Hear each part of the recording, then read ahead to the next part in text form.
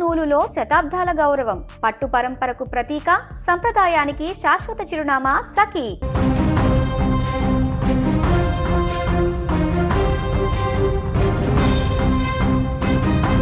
ఇటీవల ఓ cruise నౌకలో hanta virus వ్యాప్తి ఘటన మరవక ముందే మరో నౌకలోని ప్రయాణికులలో నోరో వైరస్ లక్షణాలు బయటపడడం ఇప్పుడు కలకలం రేపుతోంది.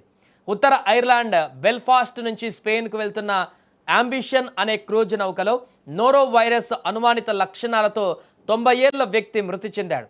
దీంతో ఫ్రాన్స్లోని బోర్డెక్స్లో నౌకను నిలిపివేశారు. సుమారు 1700 మందికి పైగా ప్రయాణికులు, సిబ్బందిని నౌకలోనే క్వారంటైన్ చేశారు. ఇప్పటికే మరో 50 మందిలో ఈ వైరస్ లక్షణాలు బయటపడినట్లుగా అధికారులు గుర్తించారు. కొద్ది రోజుల క్రితమే ఎంవి హోండియాస్ నౌకలో హంటా వైరస్ కారణంగా 3 ప్రాణాలు కోల్పోయిన ఘటన మరవక ముందే ఈ వార్త బయటకు రావడం పర్యాటకులను భయాందోళనకు గురిచేస్తుంది. అయితే హంటా వైరస్కు ఇప్పుడు కనిపిస్తున్న నోరో వైరస్కు ఎలాంటి సంబంధం లేదని ఆరోగ్య నిపుణులు స్పష్టం చేస్తున్నారు.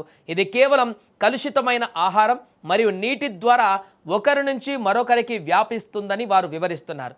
నోరో వైరస్ను వైద్య పరిభాషలో వామిటింగ్ బగ్ అని పిలుస్తారు. ఇది శరీరంలోని ప్రవేశించినప్పుడు తీవ్రమైన వాంతులు, విరోచనాలు, కడుపు నొప్పి వంటి లక్షణాలు కనిపిస్తాయి. దీంతో పాటు జ్వరం, తలనొప్పి కూడా బాధిస్తాయి. ఇది అన్ని వయసుల వారికి సోకే ప్రమాదం ఉందని అమెరికన్ సిడిసి హెచ్చరించింది. అయితే ఇందులో ఒక ఊరటనిచ్చే అంశం ఏమిటంటే, సరైన విశ్రాంతి తీసుకుంటే చాలామంది ఎలాంటి ప్రత్యేక చికిత్స అవసరం లేకుండానే కోలుకుంటారు. కాబట్టి ప్రయాణికులు ఆందోళన చెందకుండా పరిశుభ్రత పాటించాలని కూడా వైద్యులు ఇప్పుడు చెబుతున్నారు.